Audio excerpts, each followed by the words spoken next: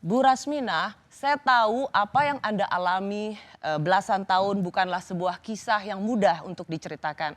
Anda menikah di usia yang sangat muda, yaitu 13 tahun, tetapi saat itu keluarga tidak menunjukkan usia Anda yang sesungguhnya, yaitu menunjukkan seolah Anda sudah berusia 18 tahun. Anda kemudian Iya. menikah 4 kali dan memiliki anak. Bagaimana Anda menceritakan dampak pada perempuan yang harus dipaksa menikah di usia yang sangat belia? Ya dampaknya ya gimana ya? Waktu dinikahkan masih muda itu saya sangat sangat apa ya? Sangat sedih sekali gitu. Sebenarnya saya tuh masih pengen sekolah, pengen belajar sama teman-teman. Tapi saya tuh disuruh nikah sama orang tua saya. Karena apa? Faktor ekonomi. Padahal di usia itu 13 tahun ibu masih ingin sekolah. Masih ingin sekolah, ingin bermain sama teman. Suka nangis di dalam kamar gitu ngelihat teman-teman saya masih sekolah dan teman-teman saya bermain gitu. Tapi saya nggak bisa gitu. Nggak bisanya apa? Disuruh di rumah aja ngurusin suami. Bu Rasmina, setelah perkawinan pertama kemudian juga berpisah, ibu juga kembali menikah. Bagaimana Iya. kehidupan perkawinan semacam ini mempengaruhi seorang Rasmina seperti Anda? Ya jelas mempengaruhi lah, Kak.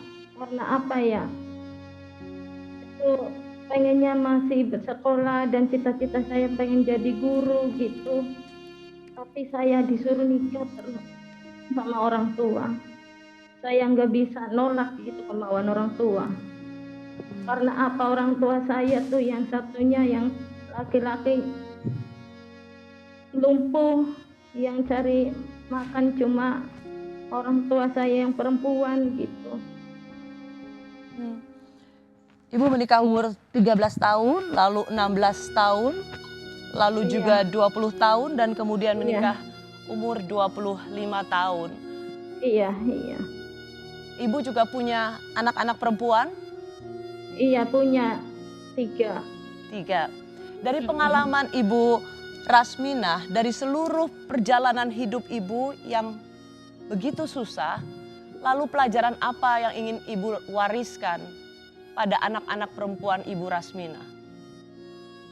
Ya, yang saya wariskan ya gini, anak saya masih jangan sampai kayak saya, biar anak saya mah sekolah terus sampai kuliah gitu. Udah cukup saya aja yang jadi korban. Waktu dinikahkan masih kecil. Ya. Ibu boleh cerita kenapa Ibu mengalami kelumpuhan?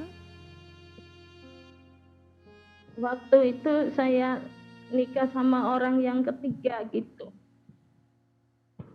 Terus saya kata orang tua saya sih gini katanya, udah nikah lagi sama orang kaya biar kamunya enak, biar kamunya senang.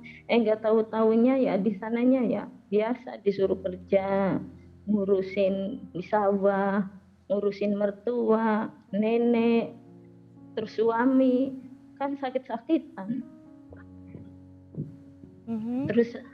Terus saya tuh waktu itu ke belakang rumah buka pintu mau ngasih makan nama ternak gitu. Enggak tahunya di bawah kaki saya ada ular gitu, Mbak. Jadi kena kaki. Dan itulah yang mengubah perjalanan hidup Ibu.